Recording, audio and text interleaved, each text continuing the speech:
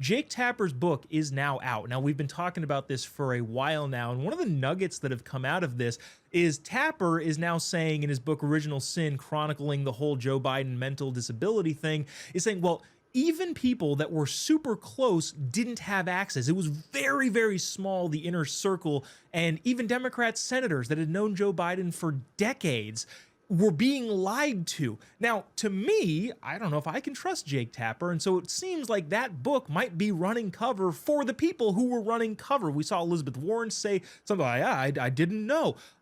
Do you think that's what the goal of the book is? Do you think they're intentionally doing that, or is this, I don't know, me or conservatives extrapolating too much out of that? Well, I don't really know what the book entails until people actually sit down to read it. But as far as I'm concerned, when Jake Tapper mentioned that he was coming out with the book, it really wasn't something that I was interested in, because what information is he going to give that now is only going to help him in the long run become a bestseller, just because he wants to give you breadcrumbs inevitably, and what people want is the real story behind what actually happened. And so we knew from the get-go that there was no unity between Kamala Harris and former President Biden from the debate stage, when she was accusing him of racism. Then she joins the man with no questions or ifs, ands, or buts, and then they both get absolutely nothing accomplished in the White House.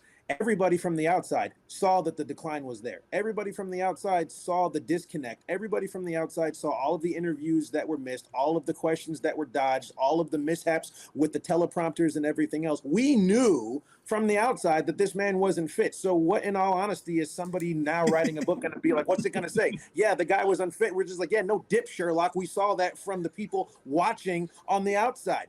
So when it comes to all of these other things, the only thing that would honestly make me pay attention to it in the slightest is if it were to say, like, hey, this was the inner workings and this is why they decided to do it, because they were initially trying to get this done.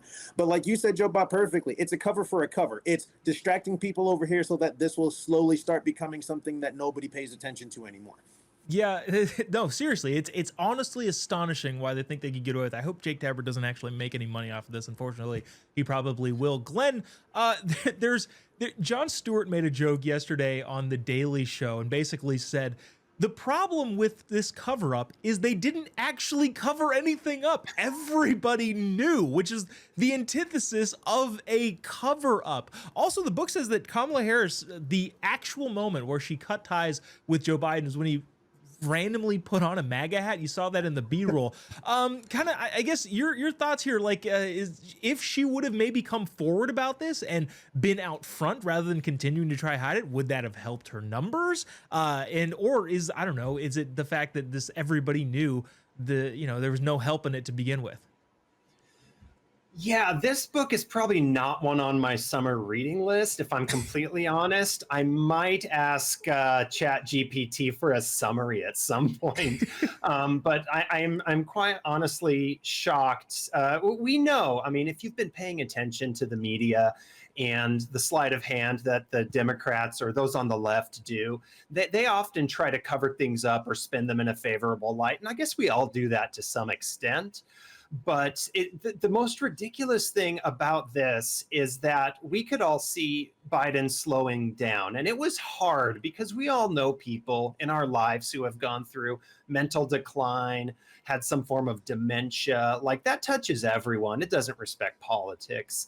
But Yeah. we all saw it happening, and they could have built credibility by honestly addressing it and hitting it as an issue. That would have bought a lot of sympathy and probably won a lot of hearts.